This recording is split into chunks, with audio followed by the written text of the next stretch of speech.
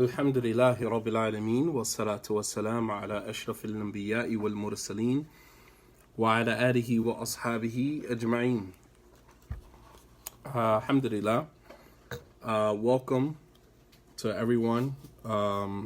Sorry to be starting so late. This is not my usual, but I thought time is of the essence and to take advantage of that while we have it. As you all know, most of you, if not all of you, are aware that there is a 3-day conference starting tomorrow in Atlantic City, New Jersey. This is the Islamic Weekend Conference. This is the second annual Islamic Weekend Conference. And inshallah ta'ala, for those of you who can make it, please come out and benefit. So I'm going to talk a little bit about a subject that I wanted to talk about, and then I want to encourage everyone to come out to the conference tomorrow. That will be starting tomorrow at the Sheraton Hotel in Atlantic City, New Jersey. And this is a 3-day conference, Islamic Unity Conference, Islamic Weekend Conference. There will be some,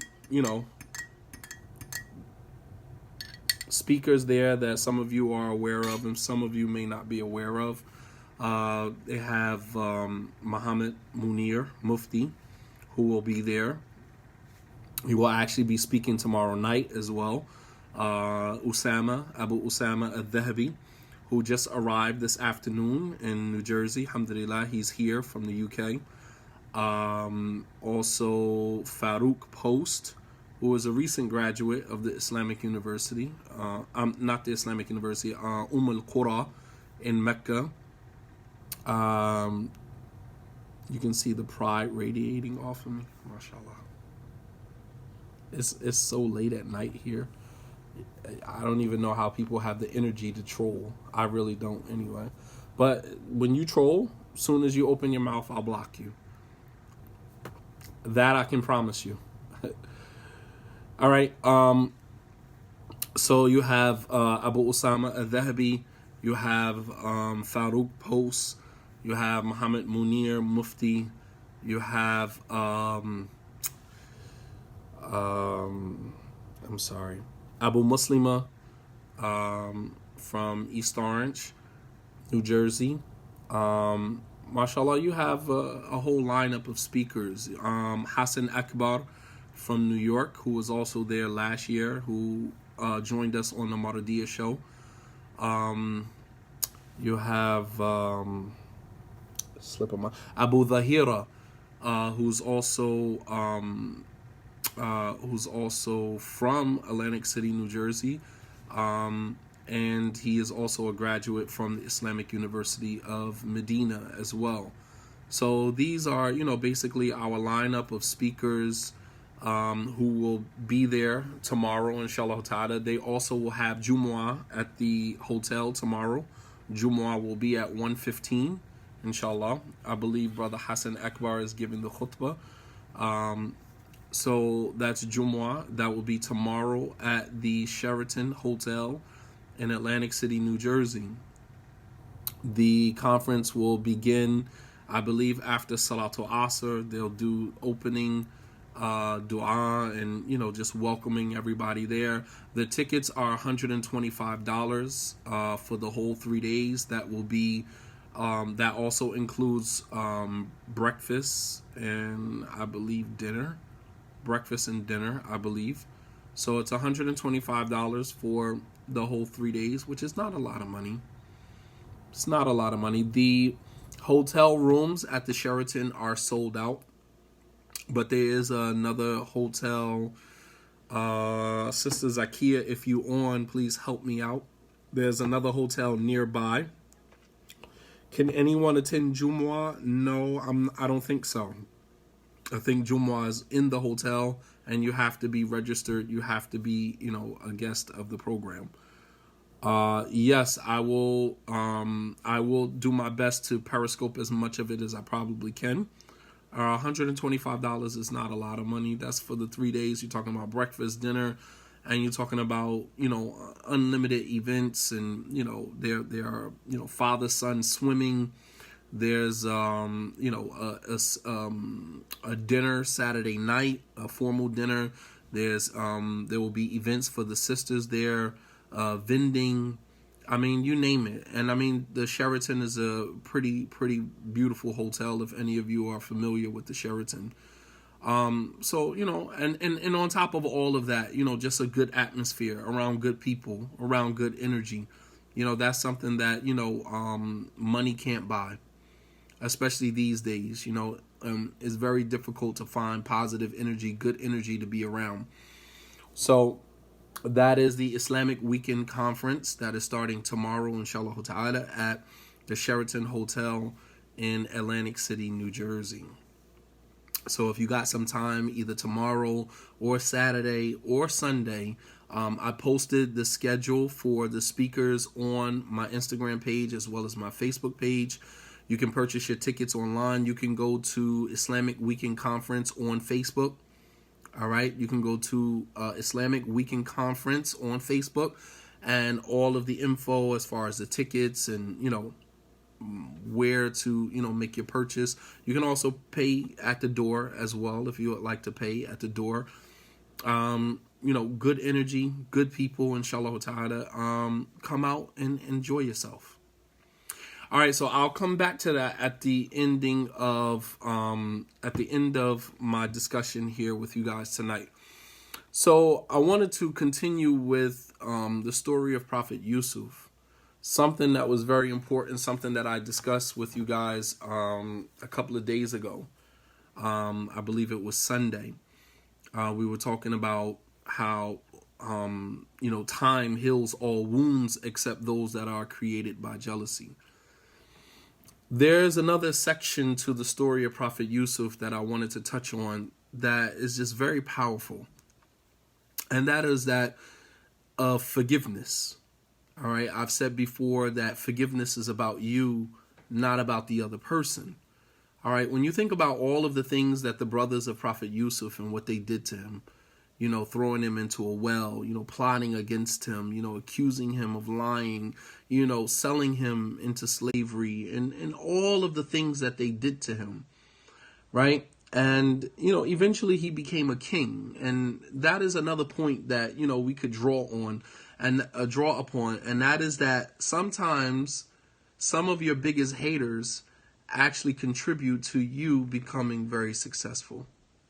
When you look at the story of Prophet Yusuf alayhi salam, his brothers, they were jealous of him. They were envious of him. They did all of these things that they did to him. And despite all of the things that Yusuf's brothers did to him, he still became a king. As a matter of fact, he became a king because of their contributions. He is the whole reason that they are the whole reason that Yusuf ended up in Egypt to begin with, in order to become a king. You understand? Sometimes your greatest haters, sometimes the people that hate you the most are the greatest contributors to your success, man. That is a whole nother discussion. That is a whole other discussion, man. Sometimes the people that hate you the most, sometimes the people that are jealous and envious of you the most are the greatest contributors to your success. You understand? Absolutely. Your haters become your motivators. Prophet Yusuf would not have become the king, wallahu alam, whether that, obviously it's all within the plan of Allah subhanahu wa ta'ala. It was all part of Allah's plan. All right. But the fact of the matter is that his brothers and what they did to him, they actually contributed to him becoming the king that he became. So some of us, while we look at why is this person hating on me? Why is this person trying to, stop all of my movements? Why is this person trying to do this to me? Let them do what they do, because they are contributing to the success that you are going to have later on. Let people who hate, people who are jealous, who are envious, let them do what they do. That's what they're supposed to do. You understand? That is what they're supposed to do. They hated on him. They threw him into a well. They, sold him into slavery. They lied up to their father about him. They lied to their father, Prophet Yaqub, about him, right? They sold him into slavery. And then even after all of that, they lied on him, even after all of that. And despite all of that, Yusuf, his journey to kingship, his journey, his destiny was still not thwarted. Meaning whatever Allah has written for you, whatever you are going to become, it doesn't matter who is in your path to stop you from reaching your destination. They cannot stop what Allah subhanahu wa ta'ala has already decreed for you. As a matter of fact, Allah has a way of using them to help propel you to the greatness that he has already ordained for you to have. You understand? Understand that the profound wisdom that is in that story. I didn't even get to the point that I wanted to get to. This was just kind of like a sidebar, a sidebar note that I wanted to make, But I wanted to, draw on that, because a lot of us, we're living in times where we have people who just, anybody who is great got people that hate them. Anybody who has ever become anybody has people who dislike him, people who have, doubted them from the very beginning. You have your doubters, you have your haters, you have your, your people who sit there and, critique every little thing that you do, even though they haven't, they're not on the front line. They're not taking everything, all of the obstacles and all of the challenges on the chin as you are. They're not doing any of that. She just said that Joomla is free at the conference. So if you want to go to Joomla at the conference, the Joomla is free. So alhamdulillah, thanks for that clarification. So, I want you guys to understand, the how profound that is. That here Yusuf, years later, despite all of what they did to him, despite all of that, years later, he's sitting on his throne as the king of Egypt because of the jealousy and the envy and the hatred of his own blood brothers. So sometimes the people that dislike you, sometimes the people that hate you, sometimes the people that are envious of you are the greatest contributors to your success, man. They are the greatest contributors to your success. And the surrounding hotels, the Marriott in Atlantic City actually has rooms. So if you were thinking about booking a room, you could probably go to the Marriott Hotel, inshallah. All right. So I want to move after I made that point. So, just kind of ponder on that for a second. Think about that for a second and how profound that is. Allah subhanahu wa ta'ala can, as the Prophet sallallahu alaihi wasallam said, Inna Allah la yu'ayyidu hadha ad-din walau bi rajulin kafir, walau bi rajulin fajir, that Allah will aid Islam even if it's with somebody who is a criminal, even if it's with someone even if it's with someone who is a disbeliever. Allah can use people to propel you forward, even though those people that he uses to propel you forward are not actually for your forward or your upward mobility. You understand? Allah has beautiful ways, has very unique ways of using the same people, and that is kind of rubbing it in their faces as well. Because when you think about it, all of the stuff that Yusuf's brothers did to him, and despite all of that, he still became a king. And even after he became a king, it was rubbing it in their faces, because it's even though you did all you did to him, he still managed to become successful. He still managed to become somebody that you are now even more envious of, even more jealous of. So it's almost like rubbing it in your face. The Prophet ﷺ said that Allah could aid this religion even if it's with a person who disbelieves in this religion.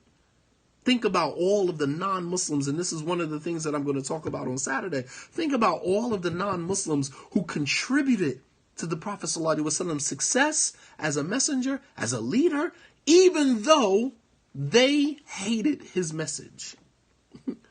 Even though they hated his message. Some of the chiefs of Quraysh became some of the biggest promoters and advertisers for Islam. You understand?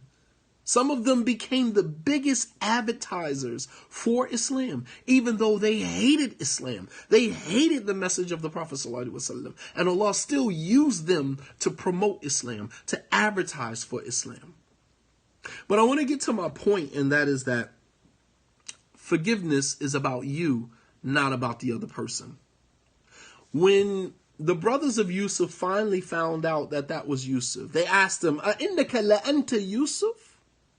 Are you Yusuf?" Now they finally realized that this brother that they had long forgotten about, this brother that they had sold into slavery, this brother that they had done so much to, is now the king of Egypt, and is now in a position where he could actually extract retribution. He could actually do to them, or even worse to them, what they did to him.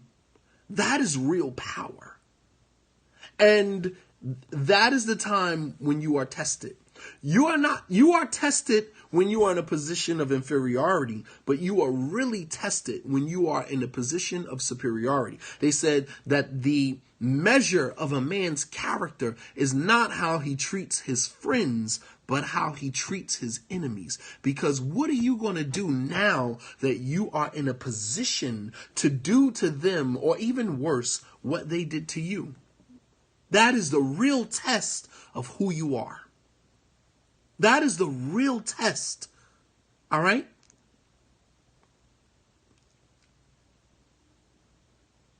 That is the real test of who you are. What are you going to do now that you are now in a position of authority? You are now in a position to hurt the person the same way that they hurt you. What are you going to do at that point? And so Yusuf being in a position of kingship, right? When they said, "Innaka la anta Yusuf?" Are you Yusuf? And he said, "Yes, I'm Yusuf. Qad manna Allahu alayna." That Allah has favored me. Allah has blessed me. And I'm not going to do to you what you did to me. Right? He took the high road, high moral excellence, and he forgave them. He said, "La tathriba alaykum al-yawm yaghfir Allahu lakum." I do not hold you accountable today for what you did to me. Allah will forgive you. Allah will forgive you. When you forgive someone, you no longer hold them responsible for your emotions. You understand? Sometimes we want to put handcuffs around people. We want to cuff you to our emotions. We want to make you responsible for the rest of your entire life for what you did to me. I'm never going to forgive you. Because if I forgive you, then it's like somehow like you're getting away with it. And then I walk away feeling invalid. So I'm going to hold you, right? I'm going to hold you to what you did to me.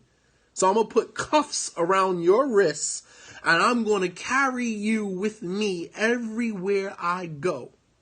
You hurt yourself more than you hurt the person. You understand? The person may walk away feeling like, well, yeah, I hurt you, but so what? And keep it moving. They don't care. Meanwhile, you sitting here angry and upset and in your feelings about what this person did to you. Let the person go. Cut the person loose. I forgive you. I forgive you. Let me cut you loose and let me deal with my feelings on my own. These are my feelings and I am responsible for my feelings. You are not responsible for my feelings. You understand? Nobody else is responsible for your feelings. You are responsible for your feelings. Cut the person loose. Tell the person, you know what? I forgive you. It ain't even about you no more. It's over with. What you did to me, don't worry about it. My feelings, I got to deal with that.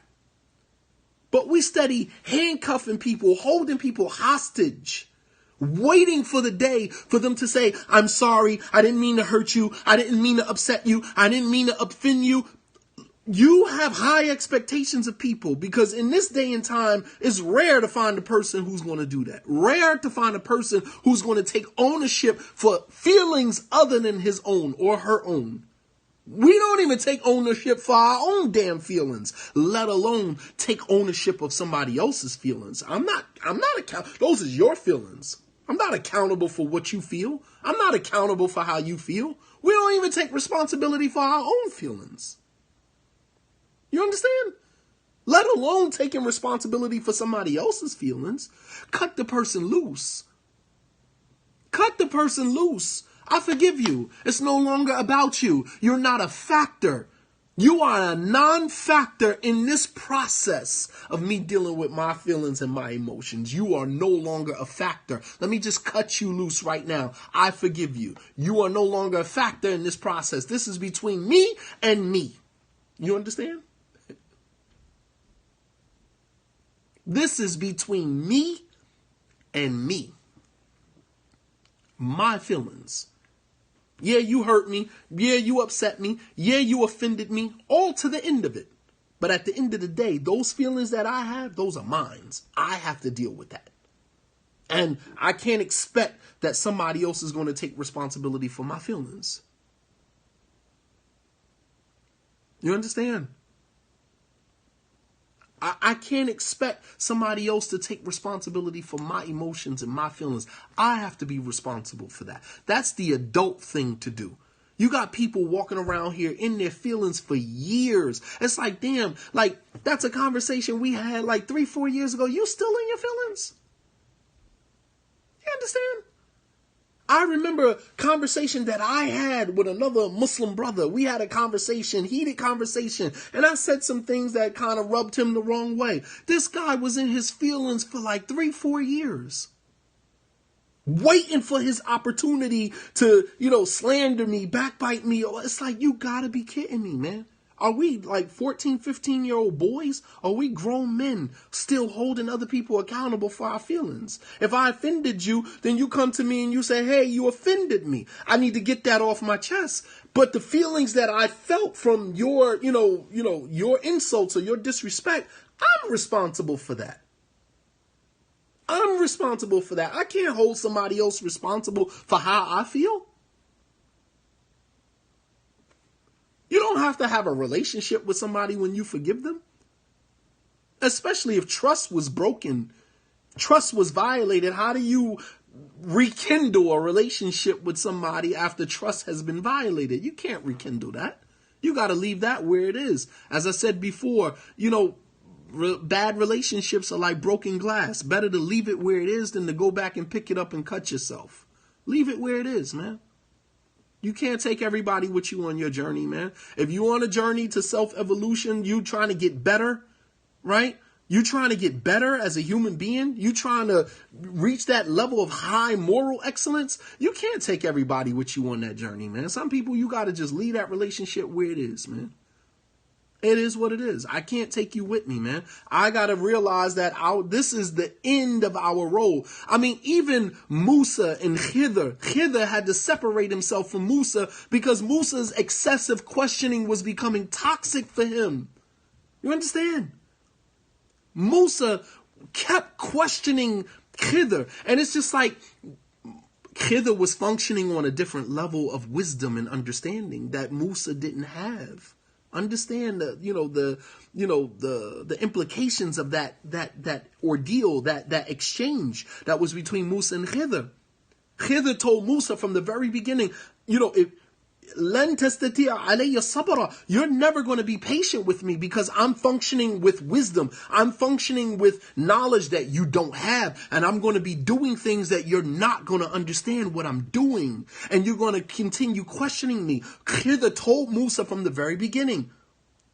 So he killed the boy. Musa's like, oh my God, how did you do that? Look at the shit, look at the shay and imra. You've done something heinous. You've done something, ridiculous. And Youre said, didn't I tell you that you're not going to have the ability to be patient with me? Then he came, they drowned, he saw the boat, sinking. He sunk the boat. And Musa's like, what are you doing? And Khidr, like, didn't I just tell? Because I'm functioning on a different level of understanding of the world. And you're going to constantly, and this is the same thing that happens when you have people around you while you are elevating, while you are moving up in terms of your refinement. You are getting better with yourself. You know what I mean? You're getting better in terms of refining your character. You're getting better and you're evolving in your understanding of the world. You're evolving in your understanding of life and where you fit in your relationship with Allah. Meanwhile, the other person is where they are trying to make sense out of what you are doing. And the excessive questioning puts you in a situation where your relationship becomes, everything I do, I got to explain to you. It's easier for me to just cut my relationship with you and keep going. You understand? It's easier. And finally, Khidr got to the point where he like, هذا فراق بيني وبينك سأنبئك بتأويل ما لم تستطع عليه صبرا. He said, this is where we go our separate ways, Musa. I can't carry you. I can't keep carrying you. I can't keep explaining to you. This is how you outgrow people. You outgrow people. You know, you got to cut that. You got to say, you know what? It's easier for me to cut you loose than to explain to you every single thing. And believe it or not, I feel like that. I feel like that sometimes. Sometimes I give a lecture and then it's like, I thought I was speaking plain English. I thought I was speaking, you know, I was conveying Islam in the most simplest terms. And then you have people, oh, he said this in a lecture, he said this. And it's just like, you know what? Because sometimes you start thinking something wrong with you. And it's like, nah, it's nothing wrong with me. It's just that I'm working on myself. I'm working to broaden my understanding of Islam within the context of, within the confines of the Quran and the Sunnah. Meanwhile, you still have this black and white lens on that you see the entire world through. We are not, we're like salt water and fresh water. We never gonna mix, man.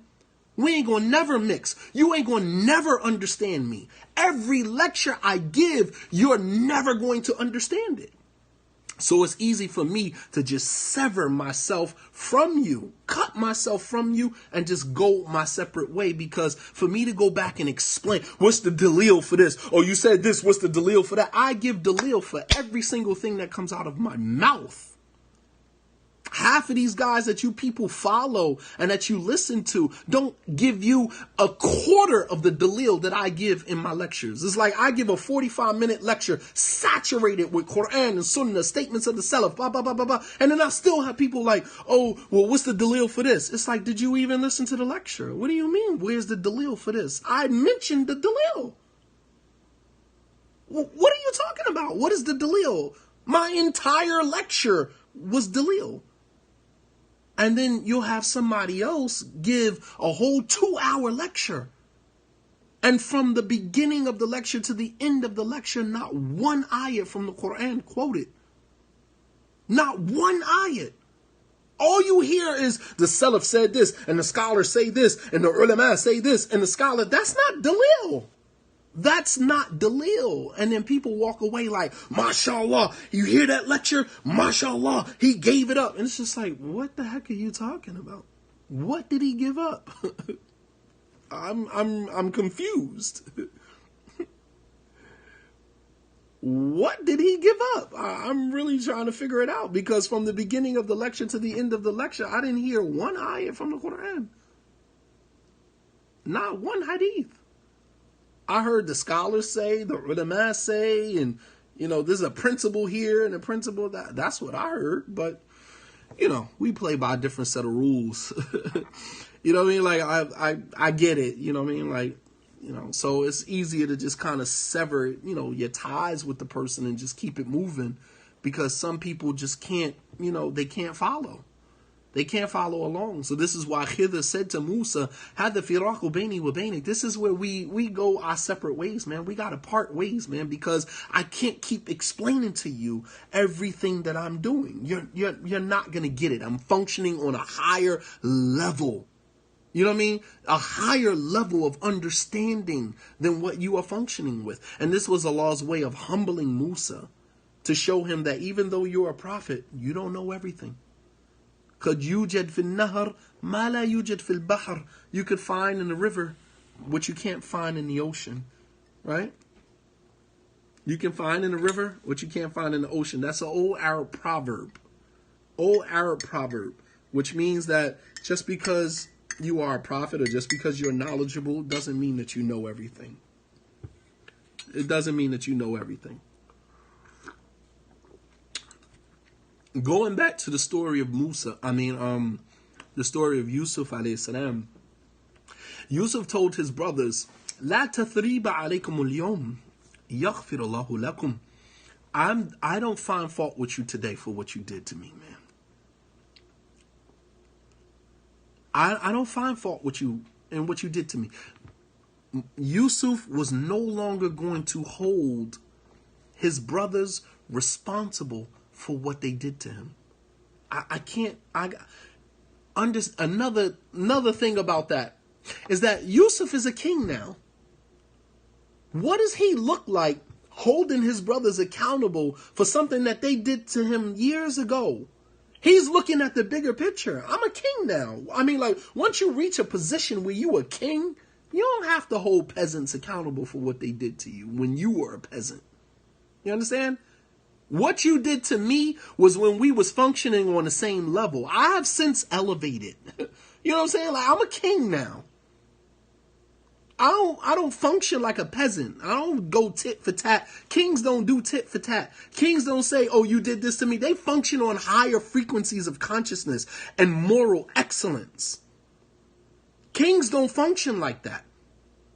So you got to be able to separate yourself. Once you become a king, once you become a queen in your own right, in your own space, once you become a king, you arrive at that level of consciousness. You arrive at that level of thinking where you begin to think like a king. You begin to think like a queen. I don't function on the level of peasants anymore. I don't function on that level anymore, so I'm not going to hold you accountable for what you did to me years ago. I'm not going to do that. It's like, you were at an entry-level job, and you working alongside one of your coworkers. They snitched on you. They did something. You later on, years later in the job, you get promoted. You know what I mean? Like you, second in command. You're, the chief financial officer. You done been promoted. And once you get promoted, you're now in a higher position than the person who snitched on you, and now you want to take advantage of them. But you don't need to do that. You've arrived. You've arrived. You don't need to do that anymore. Just the mere fact that you're a king now is enough of a punishment to the person and what they did to you. You understand?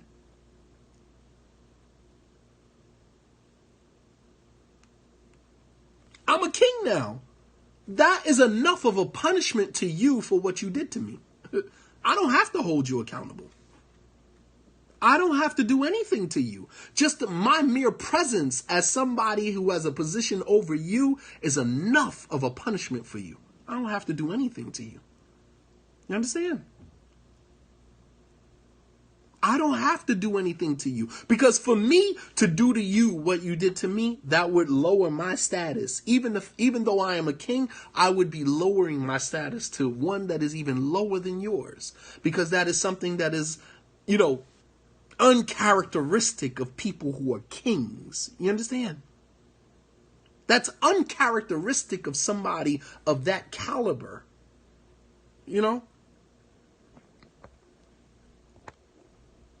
Uncharacteristic of somebody of that caliber. So for me to do to you what you did to me when we were both at that same level, even though I'm no longer functioning on that level, that would make me worse than you, because it's something that is, uncharacteristic of somebody of that caliber. It's just so powerful. But when you forgive, right? When you forgive the person for what they did to you, you're not letting them off the hook. They're not getting away with anything. The world, the earth has a way of maintaining its balance. Nobody gets away with anything. Nobody gets away with anything. There will be, Allah says in the Quran, وَجَزَاءُ سَيِّئَةٍ سَيِّئَةٌ مِثْلُهَا. And the reward for evil, The compensation for evil is an evil just like it. It may not have to come from me. It don't have to come from me. It don't have to come from you. Somebody did you dirty. Somebody did you wrong in your life. That retribution doesn't have to come from you.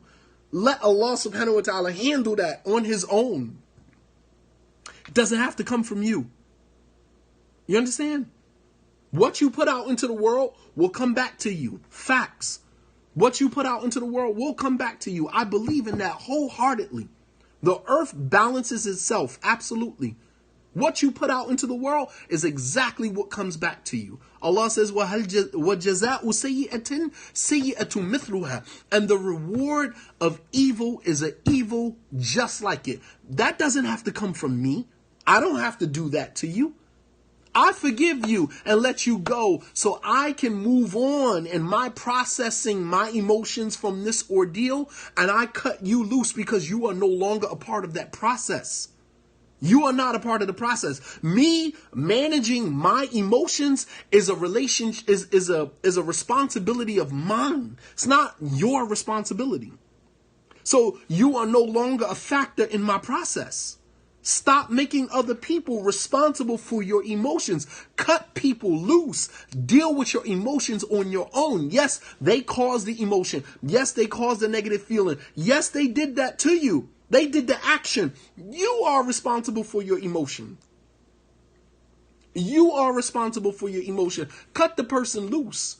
They are no longer part of that process. They did what they were supposed to do. They created the emotion. They created the feeling. That's what they did. Now it's your job to manage it. You understand? That's your job. That's not the job of the person. We want the person, oh, he offended me. He made me upset. He made me this, and then we want to take it out on everybody because one person upset you, one person, like that's your issue. So the person made you upset, the person offended you, the person got you in your feelings, and you want them to solve your emotional problems, and you want them to take responsibility for your feelings? Nah. The only thing that I can do is apologize. I'm sorry. But the thing is that even sometimes when a person tells you they're sorry, even after somebody tells you they're sorry, you still in your feelings, which means that even though they created the emotion, ultimately you are the one that is responsible for it. Because a person can come to you and say, listen, I'm sorry I did that. I didn't mean to offend you. I didn't mean to do this. And you still in your feelings. You're still in your feelings. So it's not the person's issue to fix your feelings, because even after they tried to make it right, even after they came back and apologized to you and tried to make it right, you still were in your feelings. You understand? You're still in your feelings. And this is even with men. You have grown behind men that are still in their feelings, even after their wife come back to them and apologize. Your wife says, honey, I'm sorry, I didn't mean to offend you. And you still in your feelings. You still in your feelings. You gotta be kidding me. You still want blood. You know what I mean? Like, you still holding your wife accountable. You still punishing your wife. You know what I'm saying? Because you don't know, you don't know how to manage your emotions. You don't know how to manage your feelings. You still gonna hold her accountable even after she apologized? Cut her loose, because she's no longer a factor. Either you forgive them or the person apologizes. Once they do either one of the two, they are no longer part of the process. How do you manage your emotions? It all depends on you. First and foremost, in order to manage your emotions, you have to have a balance. There has to be a balance, man. We swing like a pendulum with our emotions, heavy to the right, heavy to the left. There's no equilibrium. There's no balance in between any of that. And this is why Ali bin Abi Talib radiallahu ta'ala anhu, he said, حبب حبيبك هون ما عسى أن يكون بغيضك هون ما وأبغض بغيضك هون ما عسى أن يكون حبيبك يوما ما. Hate the person that you hate in moderation, because the one that you hate may one day have to be the one that you love. And love the one that you love in moderation, because the one you love may one day have to be the one that you hate. There has to be a balance with your emotions, man. There has to be a balance. We have an imbalance, a chemical imbalance with many of us. Especially if you was born in the 80s, man. You were born in the late 70s and the early 80s, man, and your parents were either smoking marijuana or using crack. Like, there's a chemical imbalance there, man.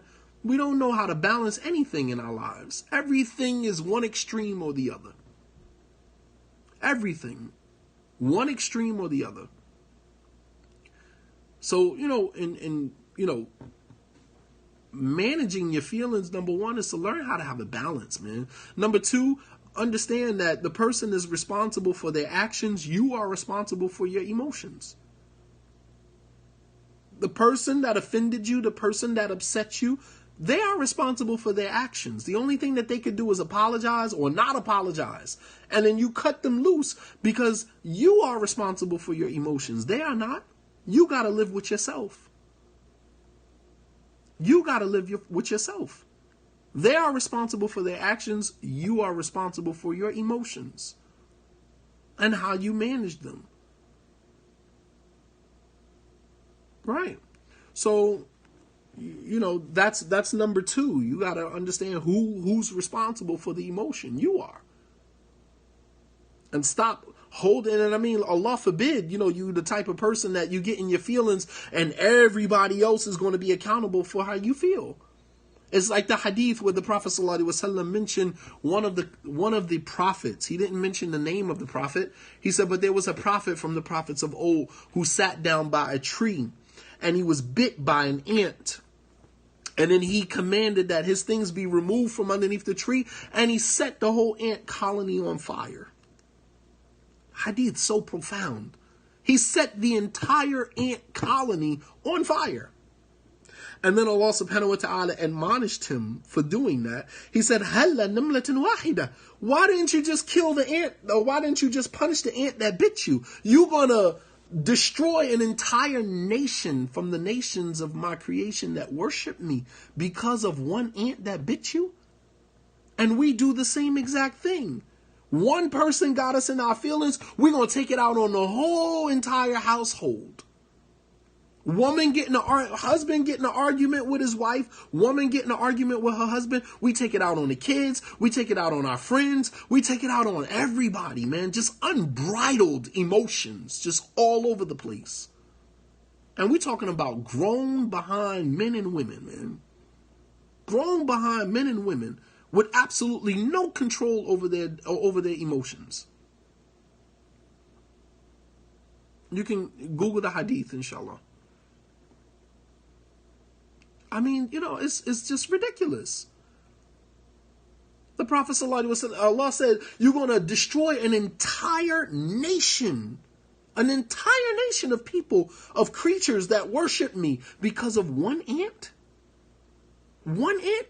So because you got into an argument with your wife, you're going to take it out on your kids. You got brothers who leave out the house, don't respond to text messages, don't respond to phone calls. Your kids trying to get in touch with you. Your kids at home crying for you. Your wife texting you. She ain't texting you because she want to talk to you. The kids are crying for you. And you're not even responding to your text message. You're not even responding to your phone calls. It's like, what type of man are you? What type of man does stuff like that? It's like, come on, man. We're talking about grown behind men and women, man. I mean, like, come on. You are responsible for your emotions, man. All right? You are responsible for your emotions. The person who hurt you is responsible for their actions. You are responsible for your emotions. So forgiving a person, forgiving them, it removes them, it releases them from the process, and it leaves you to deal with that on your own. Some of us don't want to deal with our emotions. We don't want to deal with our feelings. So we put handcuffs on the person who created the emotion, created the feeling, and we continuously hold them accountable for how we feel for the entire duration of our lives. How do you do that?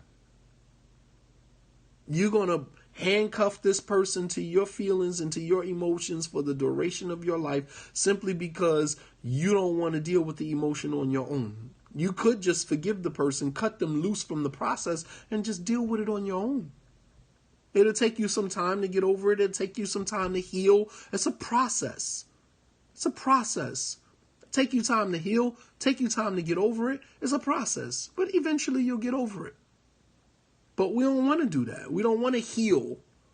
And many of us right now, as I'm talking right now, you sitting in your feelings, you sitting in your living room right now listening to this, in your feelings as I'm speaking. And you still will not cut the person loose who created the feeling, who created the emotion, and deal with it on your own. Because you want somebody else to take accountability for your feelings. He did it. She did it. She's responsible for the way that I feel. No, you are responsible for the way that you feel.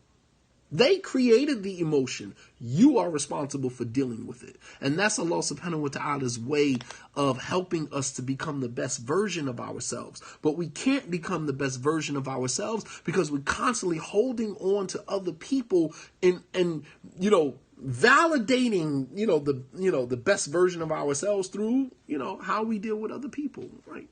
Come on, man. Cut people loose, man. Cut people loose. The other person is not responsible for your emotions. Yeah, they did the action. Yeah, they offended you. Yeah, they disrespected you. Yeah, they broke your trust. Yeah, they did to the end of it. Okay, now what? Now what? They supposed to fix you too?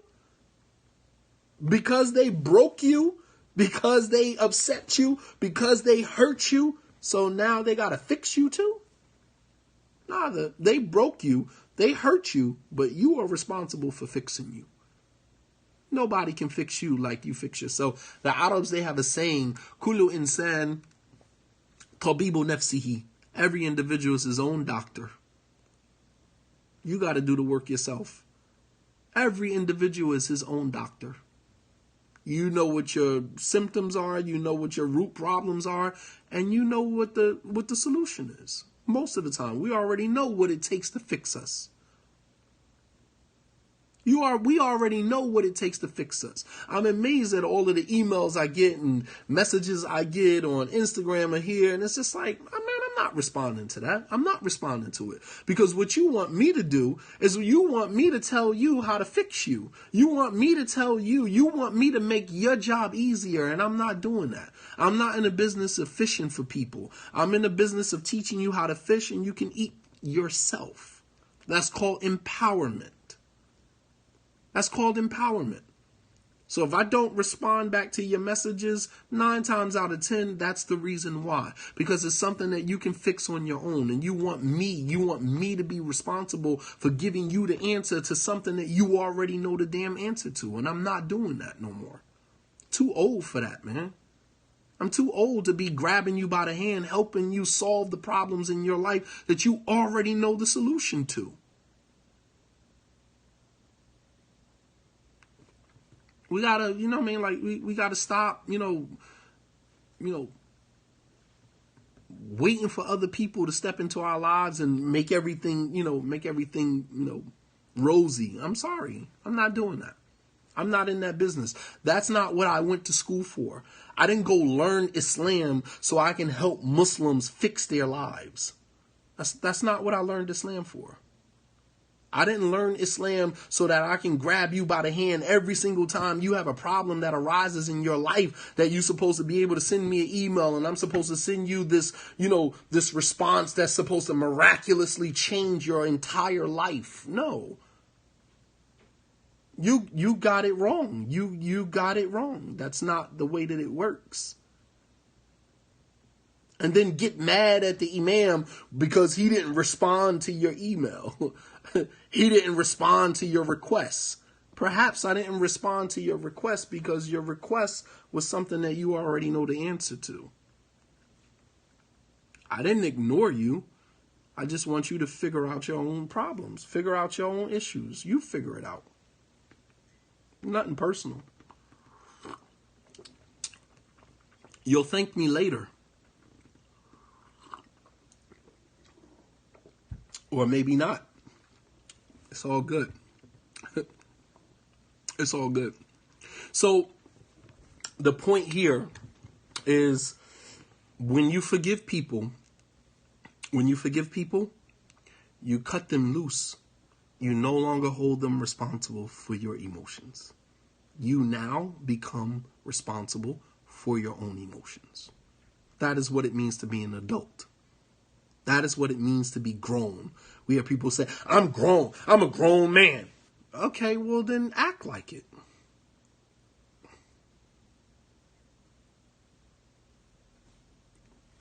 Act like it. If you a grown man, you a grown woman, then do what grown men and grown women are supposed to do and fix your problems, fix your issues, fix you. All right. So the Prophet sallallahu alaihi wasallam, in ending, the Prophet sallallahu alaihi wasallam, he said, "Ma zadallahu abdan bi'afwin illa izza." That Allah does not increase his servant. Yusuf, just hit me up, shake me up. We can do the conference call. Not a problem, man. Not a problem. Just give me a holler, inshallah. You got my number, man. The Prophet sallallahu alaihi wasallam said, "Ma zadallahu abdan bi'afwin illa izza." That Allah does not increase a servant who exercises pardoning and forgiving except honor. Allah increases you in honor when you forgive. Al-afwu is the Arabic word for pardon or forgiving. Ma zadallahu abdan bi'afwin illa izza. That Allah does not increase a servant who exercises forgiveness except in honor. Allah increases you in honor. Allah makes you more honorable when you learn how to forgive. Because as you forgive, you are cutting the person loose from the process, and then you begin to deal with your emotions on your own. And as you begin to deal with your emotions on your own, Allah subhanahu wa ta'ala will give you honor. You see how that works? You see how that process works? Allah wants you to forgive the person so you can deal with your emotions on your own. You can deal with it on your own. You can deal with it on your own. You don't have to have anybody else a part of that process. We always want to invite everybody else along. You can't just ever, and that's, no pun intended to my brothers and sisters from Philly, but that's a Philly thing. A lot of the brothers and sisters from Philly won't go nowhere by themselves. Nowhere. Including some of the imams and da'is and students of knowledge. You won't go nowhere by yourself. Have a whole entourage with you. A whole entourage got to roll with you everywhere you go. Before you go to a lecture, before you go somewhere, you got to call around 5, 6, 7 people. Oh, you going? You going? You going? Oh, you going? Oh, okay, so if that person going, then you going to go. I mean, how weak of a personality is that? That you only going to go because somebody else is going. And that trickles over into how you deal with your issues in your own personal life. Sometimes we waiting for other people to validate. Sister get married to a brother, and as long as her friends validate that and say, oh, he's a good dude, you're going to stay with him. And the moment your friends start criticizing him, then you ready to pull out of the marriage. Like, how weak are you? How weak-minded are you? How weak-minded are you? Nah, I'm just stating facts, man. Don't kill the messenger. I'm just stating facts, man. How weak are you that you can't stay in a relationship unless your friends validate that for you? I mean, what type of person are you? You don't even need to be in a relationship. If you can't be in a relationship except that somebody else validates your relationship for you, you don't need to be in no damn relationship. You ain't strong-minded enough to be in no relationship.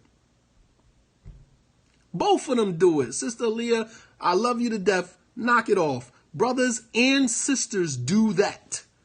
Both of them.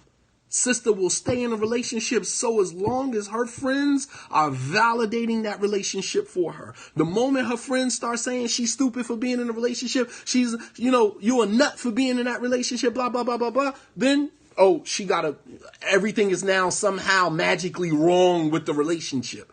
Oh, they don't know if this is going to work. Nah, you knew it was going to work up until the point that your friends started to invalidate your relationship. It's the same thing. It's just like we always need an entourage. You holding other people responsible for your emotions is the same thing. You need an entourage. You need an entourage. So you can't Deal with your emotions by yourself. You got to handcuff every single person that created a negative emotion inside of you. You got to handcuff them to the situation because you can't deal with that by yourself. You need an entourage, right? It's the same thing, the same thing. So it's very important, man, that we understand, our issues, man. We understand that we are responsible for ourselves, man. You don't need nobody else to validate the fact that you need to fix this by yourself. You need to fix that by yourself. If you're in a relationship with somebody, I hate to segue into the whole relationship thing, man, but if you're in a relationship with somebody and you only in the relationship because your friends feel like it's a good look for you, then, you lying to the person. It's called emotional hypocrisy, emotional treachery. Because you're not in that relationship because you really love the person and you want to be in that relationship. You only in the relationship because the people around you have validated that relationship for you. And that says a lot about how you really feel about that person. Because the person doesn't even know. The person doesn't even know that you only in the relationship with them because your friends have validated the relationship for them. You understand? You can't stand on your own 2 feet in your discomfort and have everybody say, oh, I'm not really feeling you being with this person. I think you could do better than that. And you stand in your discomfort and say, well, that's your opinion. That's not my reality. This is the person that I married. I'm good with that. You're entitled to your opinions, but it doesn't change anything here. Not too many people can do that. Not too many people can do that. Yeah. All right. So I think that's enough for tonight.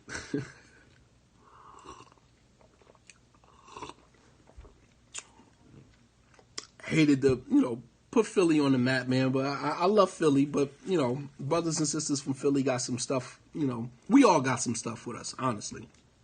We all got some stuff that we need to fix. We all got some stuff that we need to work on. And this is, this is my job, man. Literally sips tea. We all got some stuff that we need to work on, man. And, we just, pulling it all to the front and just addressing it, having those conversations, man, and it's important. It's important, man. Forgiveness is important. Forgiving people. And the first person that you should forgive is yourself, right? Not all of us got some stuff that we need to work on. There's some from amongst us that are exceptions to that rule. I doubt that. We all got stuff that we need to work on. Every single one of us. The Prophet ﷺ said, Kullu bani Adam khatta'un. Every child of Adam is a sinner. Every child of Adam has his own share of mistakes. The Prophet ﷺ said, Kullu ibn Adam. Of course not all people from Philly. Of course not. I said some of the brothers and sisters from Philly. I never said all. So you don't need to validate that. I never said all. I almost never say all. I'm a public speaker. I know how to phrase my words, to be politically correct. I never said all people from Philly. I said some of the brothers and sisters from Philly. When you go back to the replay, look at my words. I never said all. That goes without saying. There's always exceptions to the rule, without a doubt. I never said all. So that's, that goes without saying. All right. So we all have, some issues that we need to work on, man. And forgiving and dealing with our emotions, I thought was, a very important point from the story of Prophet Yusuf that, and I mean, like, I must have read this surah, I can't even count the amount of times I've read this surah. I used to go to sleep listening to this surah recited by Sheikh Sudais, but used to be one of my favorite reciters, as a new convert to Islam. I must have gone to sleep for about 6 months straight listening to Surah to Yusuf recited by Sheikh Sudais for about 6 months straight. I probably memorized most of the surah just by listening to it recited every single night. Not to mention that I actually wrote a book in Arabic on the benefits from Surah to Yusuf. I actually wrote a book in Arabic. I never translated it in English. benefits from the surah of Prophet Yusuf. And as I get older and I begin to look back at the surah, I see things now that I didn't see, 10, 15 years ago. You know what I mean? Like, I see things now because as you grow and you mature in your own personal life, your outlook on the Quran and your outlook on information that you thought you understood begins to mature as well. All right. Knowledge becomes relevant as your based upon the experiences that you have. You could read an ayat today and it doesn't really touch you like that. And then later on, you can have an experience where now that same verse that didn't really mean much to you at that point is now relevant to you because you've had an experience that connected that ayat to you. And as you get older, you start to have a lot of life experiences with other human beings. And when you begin looking back at some of the stories in the Quran, a lot of those stories, they have such a profound impact because you are now able to analyze the surah and the details of the surah with such diqqah, with such precision and such depth. Many of us, as I say to my students all the time when they give me a shallow answer, I always say, you're swimming on the surface. Go deeper. Go deeper. We swim on the surface a lot. Go deeper. Go deeper in your understanding. Stop swimming on the surface all the time. So, going back and looking to the story of Prophet Yusuf alayhi salam is just so much wisdom, man. So much understanding. And wanted to take the time out to kind of share some of that with you guys. Looking forward to seeing you guys, for those of you who can make it to the conference. Looking forward to seeing you this weekend, inshallah, starting tomorrow. And that is at the Sheraton in Atlantic City, New Jersey. Inshallah ta'ala, that is Islamic Weekend Conference. Speakers will be Abu Muslima, Abu Usama, Dhahabi, Muhammad Ibn Munir, Mufti, Farouk Post, Abu Dhahira, Hassan Malik from New York, Hassan Akbar from New York. These are all the speakers that will be attending the event. $125 for the 3 days. That will include breakfast and dinner. And please come out, man. Come out and enjoy yourself. Come out and, benefit from this. This is not, your Isna event. This is for us, by us. This is for us, by us. And I mean that with no disrespect to anyone that is not an African American. All right. But the fact of the matter is that African American Muslims, we have very little representation in any of these major, conferences and platforms. Our issues are not addressed. There are people that are on those platforms that are giving lectures that look absolutely nothing like me or you. You know what I mean? And it's very difficult sometimes to relate to a speaker that is speaking from a place of privilege, that's sometimes speaking from a place of condensation. Some speakers get up and they speak about issues from a very condescending place of privilege. Because, things that are, everyday life for some of us is, not even a reality for them, And so it's important that, speakers are able to, relate to the people that they're talking to. And I myself, there's not too many speakers, even if I wasn't a speaker myself, there's not too many people that I could actually sit down and listen to and actually take serious. I'm just being honest with you from my perspective. A lot of, the superficiality, the very superficial, a lot of the surface, Islamic talks that never really deal with the reality in which we're living. All of that stuff, man. The commercialization of Islam on some of these major platforms, on some of these major conferences and Islamic organizations that, everything is just commercial. Everything.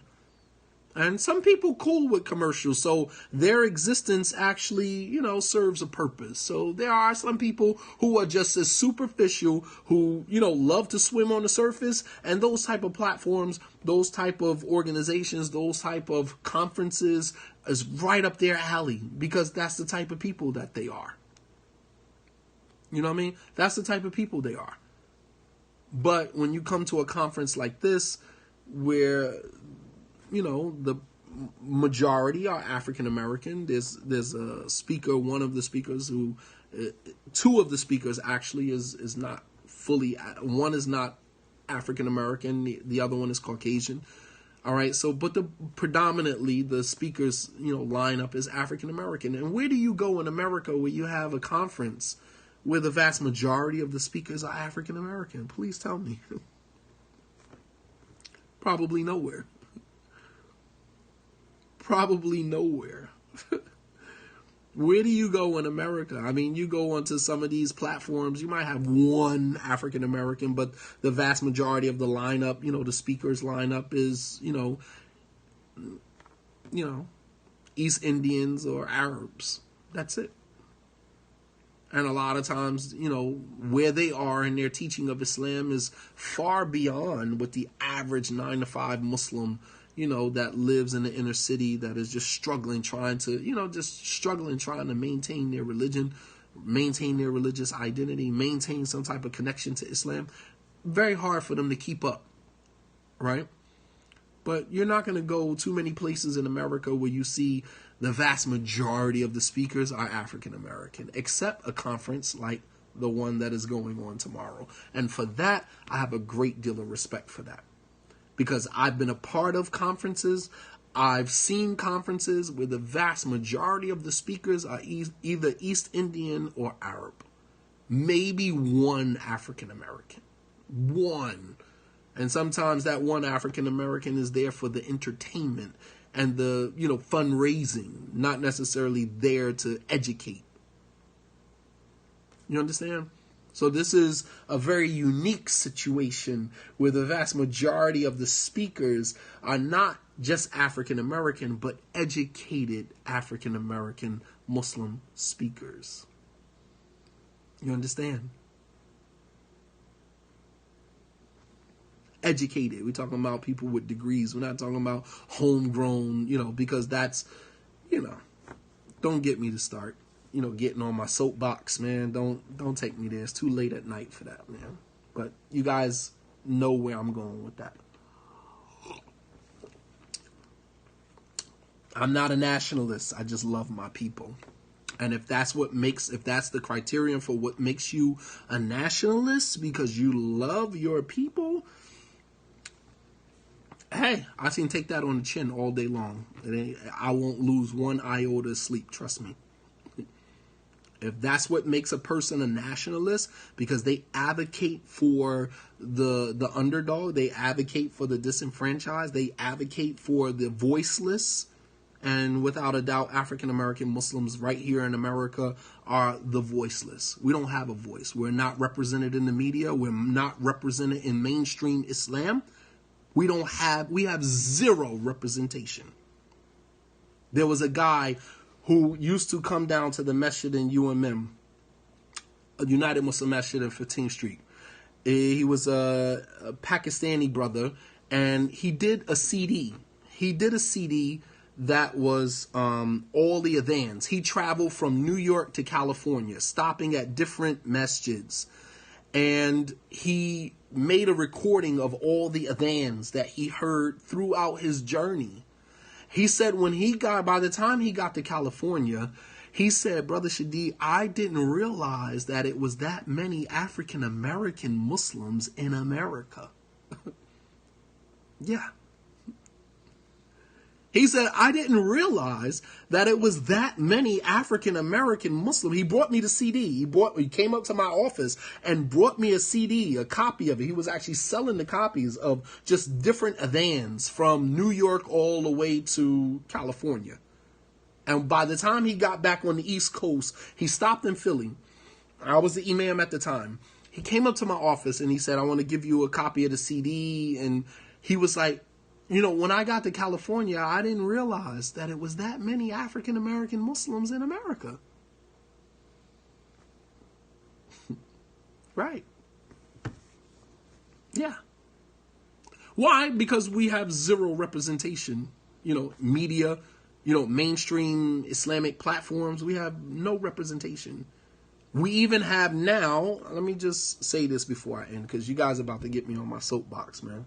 We even have now, Muslim speakers who are not African American, who are actually Arab, who are advocating for social justice for African Americans. So we're not even allowed to advocate for ourselves. We're not even allowed to advocate for ourselves. We have to have Arabs and people from other cultures, standing up for social justice for African Americans, for disenfranchised and POC, people of color. Meanwhile, you have African American Muslims who actually advocate for themselves pretty well, but we get no media coverage. We get no media coverage. We get no platform to advocate for that on a more broad platform. We don't get that. It's almost like, no, it's not strange. That's the people who have the money are the people who write the history. Understand how that works. We will be excluded from American Muslim history. When the history books are written, we will be excluded from that. Make no mistake about that. Because we're not going to write it ourselves, because we're too busy refuting one another, trying to outdo one another, always in competition with one another. You understand what I'm saying? Like, we're not going to write the history. How many imams have died in our communities, right? How many prominent African-American imams have we lost already? And much of their stories have not been documented. Much of their stories have not been recorded. Much of their stories have not been, put into volumes that becomes a part of our legacy and our history.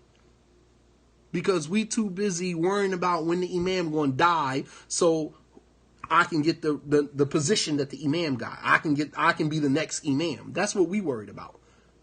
We're not worrying about this imam dying and him taking a large part of, African American Muslim history with him. We're not worried about that. We're worried about when he's going to die and who's going to be the next imam, who's going to take his position. That's what we're worried about. It's a real sad truth. It really is. I mean, that's just what it is. Anyway. Hopefully, inshallah ta'ala, I'll see you guys tomorrow. If not tomorrow, Saturday or Sunday, if you have an opportunity to stop by. Those of you who would like to make a donation, Masjid Baitul Nasr. Masjid Baitul Nasr. You can make a donation to their PayPal account. If you can't make it and you would like to leave a donation, there's only a few people who are coming out of their pocket to make this event possible, right? We're talking about upwards of $20,000, $20,000 that, is being invested into making this event happen. And much of that is coming out of the pockets of just a select few people. So I would encourage brothers and sisters, if you have a few extra dollars that you want to, give some sadaqah, you want to, leave, a donation, you want to assist, even though you're not able to be there. There's some of you that said that you were overseas and you can't get there. You were here and you can't get there. Then please make a donation. Make a donation. Hit the PayPal button. Send $200. Send $500. Send $1,000. You can go to their PayPal. Masjid Baitul Nasr. Masjid Baitul, B-A-I-T, Nasr, N-A-S-R. Masjid Baitul Nasr. You can go to their PayPal account. Masjid Baitul Nasr, I believe, Sister Zakiya, are you still on? What is the PayPal account again? Is it at Gmail?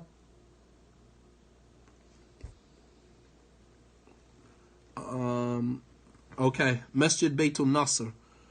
But what is that? Is that at gmail.com? If we're going to PayPal, how do they find that on PayPal?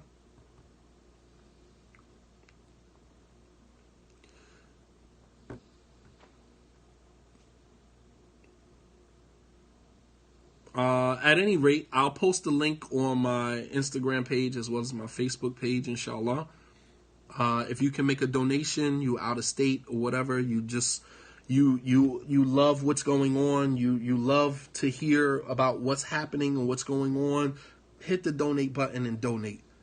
All right, Sister Zakia, one of the main organizers, along with her mom, one of the main organizers. Here again, I actually have a book. It's called The Best Job, the Best Man for the Job is a Woman.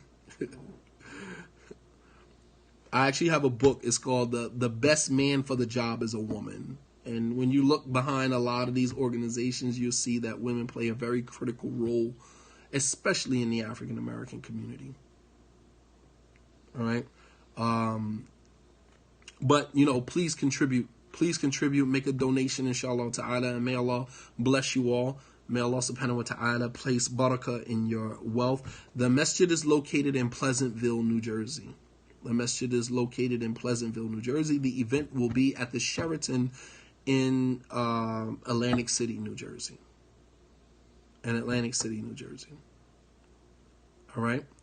Jazakumullahu khairan. May Allah subhanahu wa ta'ala reward you all.